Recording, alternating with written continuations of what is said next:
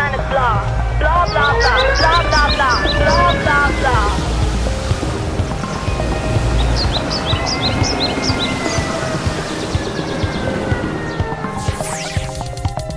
Kinka, klima eta natura krisia.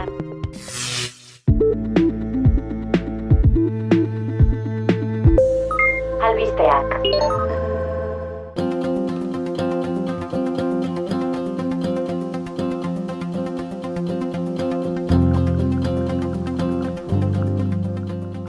Kaixo entzule, zer moduz? Bigarren denboraldiko 11. atala duzu hau? Baina lehenik, ohi bezala, azken egunotako albisteak. Laborarien protesten erdian, Europako batzordeak iragarri du prest direla pestiziden erabilera 150 murrizteko plana erretiratzeko. Laborariei eskua luzatu die halaber, lehen sektoreko eragileekin urtarril amaieran abiatutako negoziazioetan parte har dezaten. Eukalipto landaketa murrizten ari da Gipuzkoan. 2019tik gutxitu eginda espezie horren landaketa. Baina epe berean hirukoiztu eginda mozutako eukalipto volumena. Gaur egun eukaliptoek Gipuzkoako basoen azaleraren 1,29 hartzen dute. Zabortegietako metano isurketa erraldoiak atzeman dituzte Asian, Argentinan eta Espainian. Ikerketa baten arabera, 1200 isurketa masibo baino gehiago izan dira 2019tik. Adituek uste dute ezkutuan geratu den arazo bat dela, eta garrantzia handikoa. HTari alternatiba aurkezteko jardunaldiak egingo dituzte Agurainen, Altsasun eta Irurtzunen.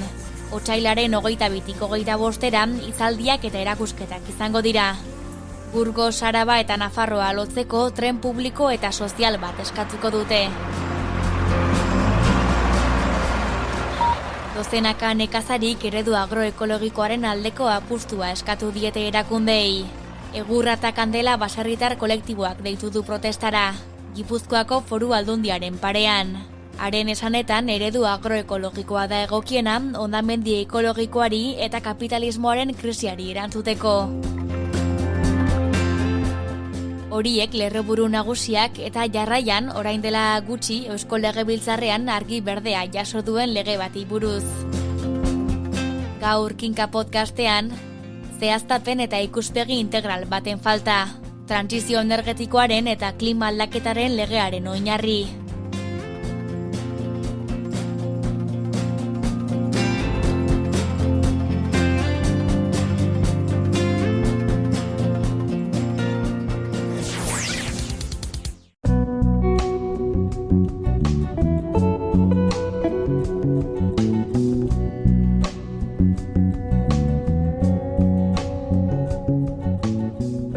Ongi etorri Oli. Mila esker Nagore, badakizu, gaur ez nator eskutxik, gaur zure rol hartuta nator. Termino bat ekarri dizut Nagore. Begira, eta ze termino? Ekozerga.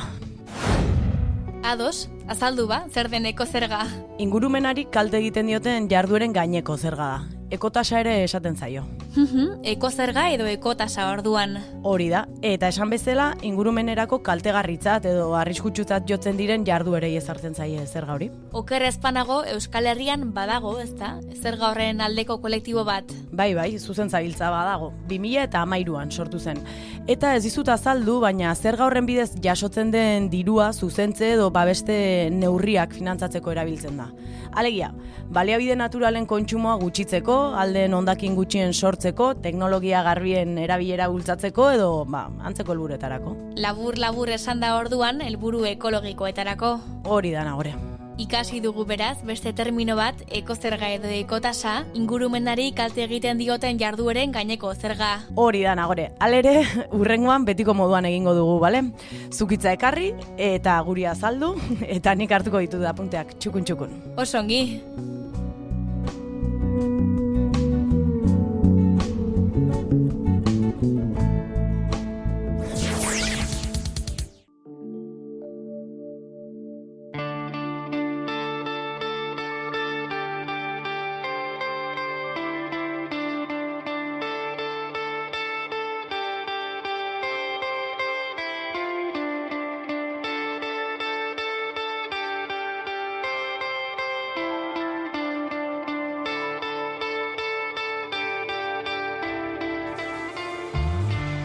Otsailaren 8an onartu zuten Eusko Legebiltzarrean trantsizio energetikoari eta klima aldaketari buruzko legea. EAJaren, PSren eta EH Bilduren babesarekin onartu zuten. Aurka bozkatu zuten Elkarrekin Podemos, IU, PP, Vox eta Ciudadanos alderdiek. Ezker koalizioaren zuzenketa nagusiak txertatu ondoren onartu zuten, eta mardula da oso. 75 artikulu biltzen ditu, ia 180 orrialdetan. Neurri sorta onartzear sentipen ugariak nahasi ziren Eusko Legebiltzarrean bertan. Ona politikariek ahots goran esandako batzuk. Ambizioa EAJko Arantxa Tapiaren eta PSeko Alberto Alonsoren ahotan. Guk izan behar dugu lehendabizikoak adibidea martxan jartzen eta gure erakundeetan lege hau aplikatzen. Genero eta etorkizuneko belaunaldien ikuspegia du eta transizio egokia, jasangarria eta justua bultzatzen du. Hau da, ambizioz betetako legea da, baina aldi berean errealismoa bultzatu dugu. Ahora es el momento de demostrar el compromiso de cada partido con el texto que vamos a aprobar. Alderdiek hause dute garaia erakusteko bakoitzak zenbaterainoko konpromisoa duen orain onartzekoa dugun testuarekin. Asmo handiko helburuak ditugu, eta beteko baditugu ezinbestekoa izango da alderdi politiko guztiek neurria ematea. 2030 urtea hementxe dugu, eta orduan ikusiko da talde politiko bakoitza benetan zer den eta zer egin duen urte hauetan guztietan. Emozio gazigozoak Mikel Otero EH Bilduko legebiltzarkidearen azalean. Gure ustez, ambizio puntu bat gehiago behar zuen legeak. Atal batzuetan konkrezio maila altuagoa nahi genuen. Erregelamenduzko garapenerako elementu gutxiago nahi genituen. Lortutakoari begira, esango nuke, gure arrastoa topa daitekela elementu askotan. Helburua ezartzerakoan, gobernantza sistema irekitzerakoan, deliberazio prozesuen bultzadan, batzorde zientifikoaren eraketan eta nolakotasunean, aurrekontuek ekintza klimatikora diru jakin bat bideratzerakoan, funts sozialaren atzean. Abangoardia falta eta bere horretan betetzeko ezintasuna David Soto, Elkarrekin Podemos IUko eta Muriel Larrea PPko ordezkarien hitzetan. Creemos que un texto de ley que viene a aprobarse en el 2024... Gure ustez, 2024an onartzekoa den lege batean urunago jo behar litzateke. Estatuko beste arau batzuen esparrutik harago jo behar litzateke. Alde horretatik, kontuan harturik 2024an gaudela, pentsatzen dugu bazegoela abangoardia lana egitea. Konparatuta beste autonomia erkidego batzuetan duela 3 urte onartutako legeen aldean. Esta ley de cambio climático y transición energética Gizarteak ezin du bere egin klima aldaketaren eta energia trantsizioaren lege hori ezartzen dituen epeengatik. Berez, bete ezinak geratuko dira bertan jasotako helburuak. Lege hori ezingo da bete. Que no se va a poder cumplir. Legeak helburu nagusi bat du. Klima neutraltasuna lortu nahi du beranduenez 2050erako. Hori lortzeko jarduera plan, neurri eta betebehar askotarikoak biltzen ditu. Trantsizio energetikoaren eta klima aldaketaren inguruan marko juridiko egonkor bat ezartzeko. Honetxi berritan legearen atal nagusiak xeatu zituen berriak artikulu batean. 12 puntutan bereizi zituen, eta atal horien ondik norakoak azaldu zituen. Edurne Begiristain lankideak landu zituen, eta kinkaren saio honetara ere ekarri ditu gako nagusiak. Horrekin batera, beste ahots bat ere batu da uinetara. Euskal Herria bizirik taldeko Iker Soraluze kidearena. Azaldu du ze iritsi duen taldeak 12 puntu horien gainean, eta kritikatu du legearen zehaztapen eta ikuspegi integral baten falta. Berotegi gasei dagokieleena, hala azaldu du kazetariak. Helburu nagusia da 2050 urterako karbono neutraltasuna lortzea, baina baita ere, tarteko helburu batzuk ere ezarri dituzte, ez? Hau da, berotegi gasei dagokienez, 2050erako isuriak 45% murriztu nahi dituzte, 2005eko datuen aldean, edo beste era batera esan da, 133 apaldu nahi dituzte 1990ko emisioekin alderatuta. Lehen kolpean ongi ikusiarren mesfidantzaz mintzatu da Soraluze mugarri horien inguruan. Gu nahiko mesfidantza dugu mugen historia honekin, orain arte erakutsi dena izan delako agian, bai bete dira Europak hartu duena, Espainiar estatuak, edo EAak hartu dituen helburuak, baina emisio globalak ez dira jautsi. Orduan, ez dakit zein pututarainoak ez den gure burua zuritzeko modu bat. Batez ere ikusita egiten diren trampa kontablea deitu genizkioken kontuak. Hau da, guri dagozkuen emisioak kanpora bidaltzen dira. Txinara kasu. Eta gero, esaten da Txinaren erantzukizuna dela emisio horiek jaustea. Egalitatean gure produkzioaren ondorio direnean. Gobernantza da bigarrena. Atal honetan agintariek aurre ikusi dute helburuak betetzeko 3 organo sortuko dituztela. Organo bat sortuko dute erakundeen arteko koordinazioa egiteko eta Eusko Jaurlaritzaren sail bakoitzak aurrekontuen zer zati bideratu behar duen proposatzeko. Beste organo bat edo bulego bat sortuko dute teknikoa izango dena eta legearen helburuen jarraipena egiteko eta berotegi gasen isurien aurreikuspena egiteko zeregina izango duena. Eta 3. batzorde bat, zientifikoa izango dena, batzorde zientifiko bat, eta hori arduratuko da txosten zientifiko bat egiteaz, klimaren bilakaerari buruz eta haren ondorioi buruz. Sora Luzeren hitzetan, parlamentarien maila horretan gotortu dute erabakimena, eta parte arte sozialari dagokion puntuaz ere hitz egin du.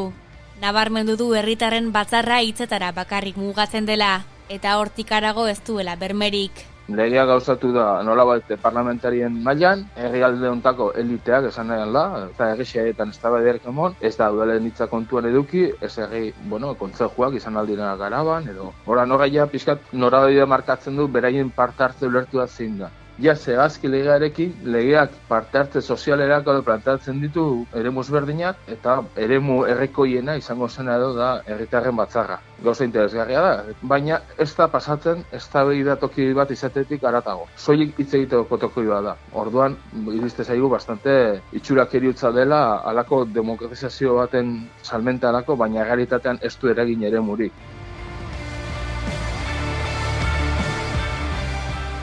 Energiari dagozkion gaiak dira hauek. Energia planak, energia efizientzia, berriztagarriak, kanonak eta energia fosilen desinbertsioa. Energia planai eta energia efizientziari behatu die lehenik Edurne Begiristain lankideak. Arabako, Bizkaiko eta Gipuzkoako foru aldundiek eta 5.000 biztanle baino gehiago dituzten udalerriek egin barko dituzte klima eta energia planak. Eta noiz, legea indarrean sartu eta 2 urteko epean egin barko dute. Helburua da, energiaren azken kontsumoa gutxienez 12% apaltzea 2030 urterako eta 37% 2050 urterako. Beti ere 2021ko datuekin alderatuta. Legeak transizio energetikoari buruz azaleratzen duen ideologiari erreparatu dio ekintzaileak. Ideia batzuk interesgarriak direla aitortu du, baina oinarrizko abiagune baten beharra sumatu du. Kontsumo eredu aldaketa batena. Badakite, energia merkearen garaia amaitzen dela, da beraz baliatzen ari dira larrialdi klimatikoa energia eredu aldatzeko. Ez soilik emisioa jaisteko, hori interesgarria izan daitekela, baizik eta modelu energetiko aldatzeko orain arteko gauza berbera egiten jarraitu ahal izateko. Hau da, etengabeko hazkundean jarraitu ahal izateko. Lege honetan transizio energetikoa duen pisua, ez da soilik emisioagatik o klima aldaketagatik, baizik eta larrialdi energetikoa ditu altzaiona edo kolokan esartzen duena, gaur egungo produkzio eta kontsumo eredu. Berez, idea interesgarria da, baina gutxitzaren logikatik abiatuta. Aldiz, gaur egun planteatzen dena da, efizientzian igotzea, hazkunde etengabeko logika. Bai, efizientzia izan algara, prozesu jakinetan, bereiek esaten duen bezala, aberastasun unitate bat lortzeko, baliabide gutxiago erabilita, baina etengabeko logikan horrek ekarriko du unitate gehiago sortzea. Orduan, ondorio izango da, kontsumo berdin igoko dela. Orduan, efizientziaren mitoa, dakioke, ez da erreala, efizientzia bere hortan da soilik, ez delako nahikoa energia kontsumoa jaisteko. Baizik eta behar da eredu aldaketa bat, nun zentralitatea edukiko duen kontsumoaren gutxitzeak, baina ez soilik efizientziaren bidetik, baizik eta volumen osoaren jaistetik. Energia berriztagarriei buruzko puntuez aritu da jarraian Begiristain. Energia berriztagarriek azken energia kontsumoari egingo dioten ekarpena, gutxienez 32%koa izango dela 2030ean. Horretaz gain ere jasotzen dute administrazioek erraztu egin barko dutela udalerriek energia berriztagarrien proiektuetan parte hartzeko bidea eta ekimen pribatuko zein publikoko instalazio bat martxan jarri nahi duenak jabetzaren 20% eskaini barko diela gutxienez proiektuak eragindako eremuko herritarrei eta enpresei. Baldintza hori bete barko dute soilik eguzki energia eta energia eolikoen proiektuek baldin eta banaka edo batera kokapen bakoitzeko 5 megabaiteko gorako potentzia baldin badute. Ordezkapena ez baizik gehiketaren ideia nabarmendu du hemen ere Euskal Herria bizirik mugimenduko kideak. Planteatzen dutena da, berriztagarriak emisio gutxiago du, orduan aldan guztia ematea ontzat emoten da. Baina aldi berean, kontraposizioan, naiz, eta esan, ordezkapen bat emango dela fosilekin, ez dute planteatzen fosila jeusteko neurririk, baina industria edo garraioa direnean gehien kontsumitzen dutenak, hitzetatik haratzago ez dute planteatzen neurri zehatzik, jeisteko eta ordezkatzeko berriztagarriak. Oraingoz, orduan, edapen honekin gertatuko dena da, batuketa bat. Jabetzaren 20% kontuan ere sakondu nahi izan du. Eta ohartarazi du helduleku bat dela jendearen aurkakotasuna gutxitzeko.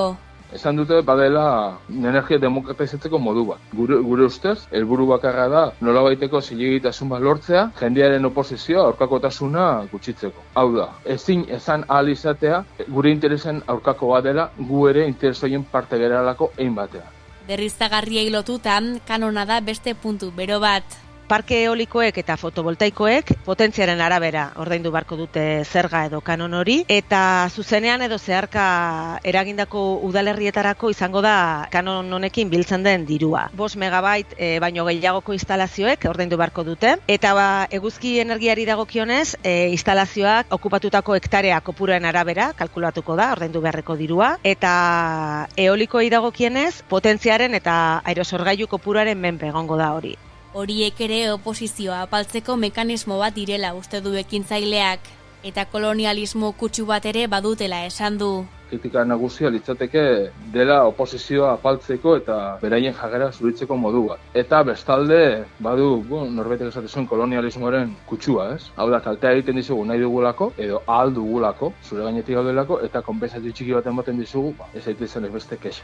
Batez ere ikusita azpiegitura hauek egun direla eremu despopulatuak, zaharkituak eta baliabide eskasekoak, ez? 3 puntutan egin du bazpimarra. Alde batetik, legeak ezartzen du argi eta garbi. Ingurumena kontserbatu, birjarri eta leheneratzeko erabiliko dira. Ez du aipatzen inudik inora helburu soziala. Nik ulertzen dudan legeak ezartzen badu, argi eta garbi, diru hau, helburu hietako izan behar dela, legez, badun ere duda, erabili aldeni beste ezertara.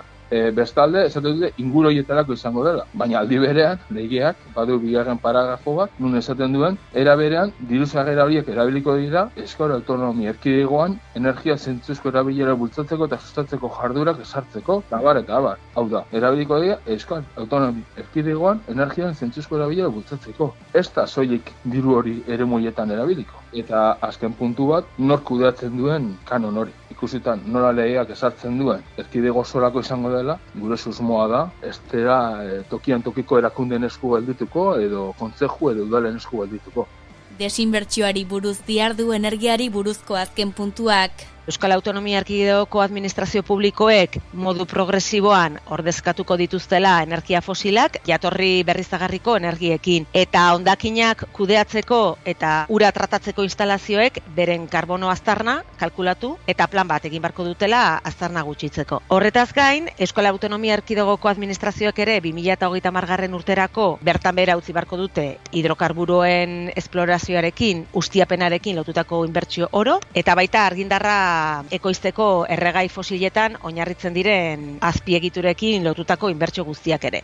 Hasiera batean interesgarritzat jo du gonbidatuak, baina ez da fio diru horren inguruan egingo den kudeaketaz. Hasiera baten oso gauza interesgarria da, ondo dago desinbertsioa ematea. Kontua da, legearen garapena ikusita, pixkat, epeak esartzen dituzte, epetan emon behar den, ez nakize, baina sortzen digu alako ezin egona, desinbertsioetako dirua, berriztagarrietara sustatzen delako, eta batez ere proiektu energiaren euskal erakundea sustatzaile bezala proiektu berriztagarrietan sartzeko, besteren artean, baina batez ere, hori da, ematen duten aginduetako legean. Nekazaritza, abeltzaintza eta basogintza ere ageri dira testuan. Jasotakoaren arabera, administrazioek neurriak hartuko dituzte 2030erako nekazaritza lurren 125 ekologikoak izan daitezen. Fiskalitateari eta finantzaketari buruzkoak dira hurrengo 2 puntuak. Deskarbonizazioaren edo berriztagarrien aldeko neurriak hartzen dituztenei zerga hobariak ezarri ahalko zaizkiela zehazten da fiskalitateari buruzkoan. Eta finantzaketari buruzkoan Jaurlaritzaren aurrekontuaren 2,5% klima ekintzatarako baliatuko dela gutxienez. Baina zer dira zehazki klima ekintza horiek? Akzio klimatiko bere hortan indefinizioa da, ez du zer esaten. Nekazaldurren babesa, sartu alda herrietako urrodeiteria konpontzea eta depositoa konpontzea, herriak erresilientzien irabaz izaten, edo sartu alda, hainbeste aipatzen duten lege honetan, dala energia vektore berri baten inbertitzea milioiak eta milioiak hidrogeno berda. Eta legearen izkia ikusita eta filosofia ikusita, nik uste dut, sakonduko duela gehiago berriztagarrien edapenean, inbertsio handietan, produktu handietan, batez ere gaur egun oligopolio energetikoaren parte diren Iberdrola, Endesa, Petronor, Repsol, hauen onuratan eta hauen proiektuetan sartzen, benetan energia komunitateak edo izanak diren bezala. Egingo du neurri baten, baina ez da proportzionala izango eta ez du eragin errealik edebiko bere hortan. Azkenik, trantsizio energetikoaren ibilbide horriaz mintzatu da Begiristain. Legea indarrean jarri eta gehienez ere 15 hilabeteko epean Eusko Jaurlaritzak trantsizio energetikoaren eta klima aldaketaren epe luzeko ibilbide horria eta estrategia onetsi beharko dituela. Eta horrela jaso dute, bereien hitzak aipatuko ditut, ebidentzia zientifiko eta teknologikoaren arabera onduko dutela ibilbide hori eta klima neutraltasuna eta bidezko trantsizioa lortzeko bidea definituko duela. Borondate ona igartzen dela uste du ekintzaileak, baina zalantzaz begiratzen dio 15 hilabeteko epe horri. 15 hilabeteko epea dute, baina arazo ez da hori. Badu gobernu aldaketa bat, hauteskundeak ez dakin ez diren, baina hauteskundeak emon gobernu eratu, segituan dira oporrak, hemendik irailera, ia, ez dut astirik. Eta hori gehituta, ibilbide horria, plan estrategikoa, beste 8 elementu, borondate honekoa da, baina nahi dute urtebetean egitea ez dut nahi, dago urtea. Neko egin gaitza, egingo da, ziurrenik, baina nola eta zertako.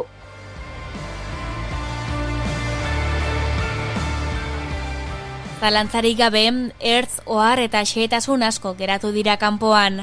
Baina irakurketa orokorraz galdetuta, argi du erantzuna Euskal Herria bizirik mugimenduko kideak. Zehaztapena falta du, eta baita ikuspegi integral bat ere. Hala esan du. Lurraldetik abiatzen da etorkizuneko belaunaldien jasangarritasuna. Ez dela hainbeste larrialdi klimatikoari aurre egitea edo klima aldaketaren eraginari, baizik eta gaur egungo eredua parametroietara egokitzea eta aldelarik eta engabeko hazkuntzaren logikan probetxuetaratzea horretatik. Gure ustez, lurraldetik abiatzen da etorkizuneko belaunaldien jasangarritasuna eta bertan ditugun baliabide urrietatik, gaur egun hemen baliabide zorri ditugu, eta ez soilik industriatik eta ez soilik energia arazo batetik. Integralagoa da, orduan, hortik abiatzen gara gu eta gure kritika da ikuspuntu hori ez dela barne biltzen eta lehen esten dela logika harrapakari bat aurrera egiteko bere hortan kontutan eduki gabe horrek etorkizun ez hain urrun batean edukiko dituen eraginak ondorioak.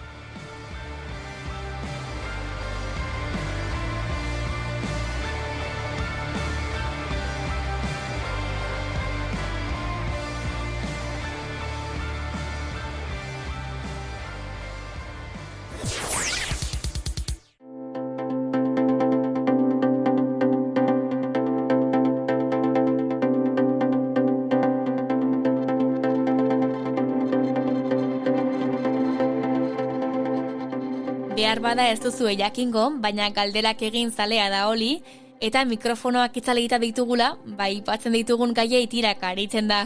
Tira. Tira, baina egia da. Orduan gauza bat pentsatu dut, aditu bat gonbidatzea, ari nahi adina galdera egiteko. Luxo handi bat. Hementxe dugu gonbidatua. Kaixo Imanol. Kaixo, ez dakit galdera guztik erantzuteko gai izango naizen, eta are gutxigo zuzen erantzuteko gai izango naizen, baina saiatuko naiz. Imanol, 5 galdera labur egitea pentsatu dut, 5 energiaren inguruan. Ja hasi lehenengoakin. Hasteko trampatxoarekin, trampa edo. Harira joango naiz, zenbat energia iturri daude, Imanol, eta zein dira energia iturri horiek? 3 energia mota nagusi daude. Erregai fosilak, energia nuklearra eta energia berriztagarriak.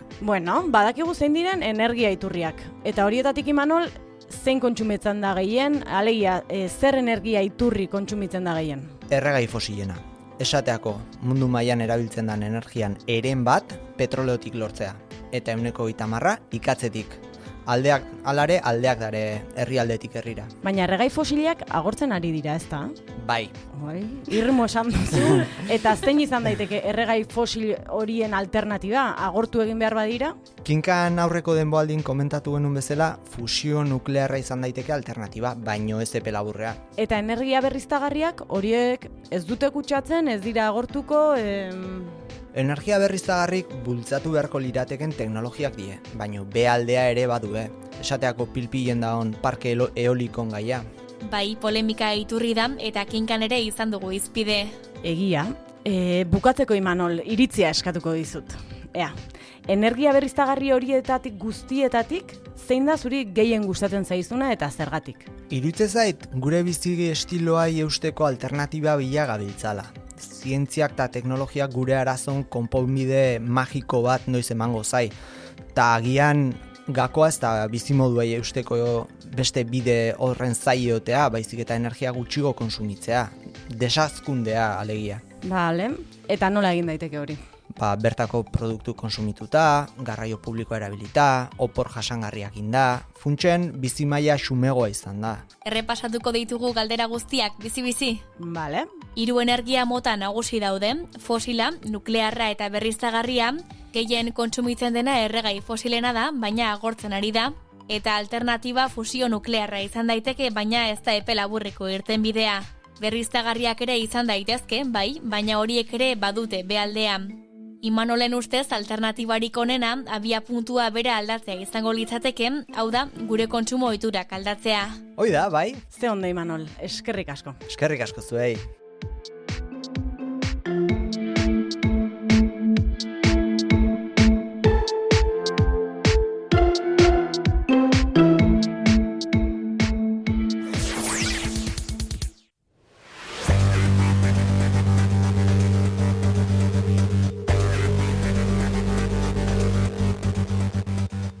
Kaixo, Oli. Kaixo, Nagore, zer moduz? Primeran, eta zu? Ondo, albiste honen bat entzuteko gogoz, egia esan. Azken boladan ilunagoak ez da. Bai, azken bolada honetan bai.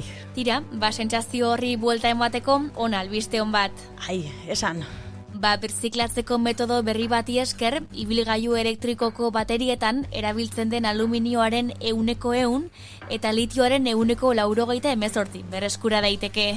Wow, 100 eta 188, alegia, ia guztia. Bai, hori da, eta horrek beste onura badakar, materialen galera gutxitzea. Alegia, birziklapenari esker gutxitu egingo da nikela, kobaltoa, manganesoa eta horrelako lehengaien galera. Baina beste produktu batzuk ere beharko dira birziklapen prozesu horretan, ezta? Horiek kaltegarriak edo garestiak badira, akabo, ez? Ezer gutxi lortuko dugu. Zuk, Nagore, badakizu prozesu horiek nolakoak diren? Ikertzaileek azido oxalikoa erabili dute horretarako eta landareetan den azido organiko bat omen da. Bai, non adibidez? Ziazerbetan adibidez, eta produktu hori lortzea ez da garestia eta prozesua ere ez omen da kaltegarria, beraz, primeran. Bai, zer ona.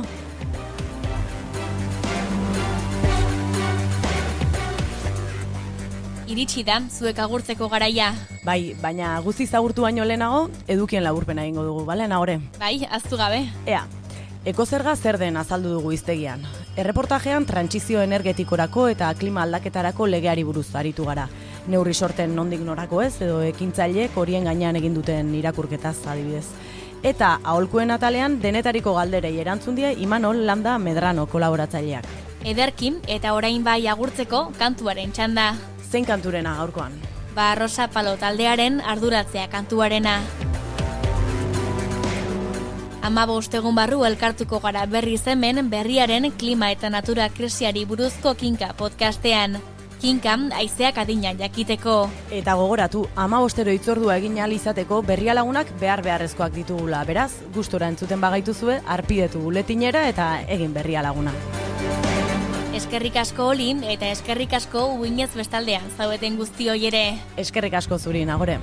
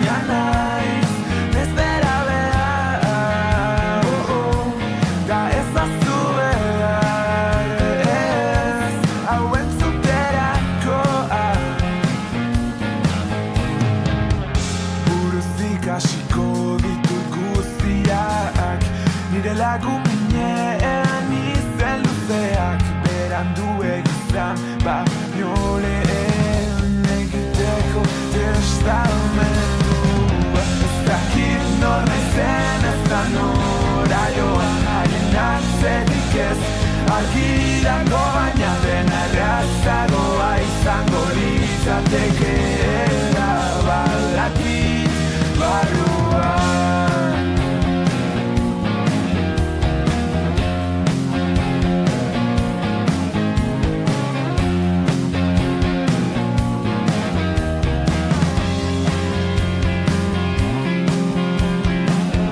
Gustuko dut mozortzea zuria hotxa ezen zutea klasean denbora galtzea bilakasleen sermoiak maite ditut zurekin ez egondako momentu guztiak bakarrik egotea zainbestekoa baina naiz ez dela behar da ez aztu behar ez hau entzuterakoa ez dakit nor naizen ez da nora joan nahien atzetik ez argi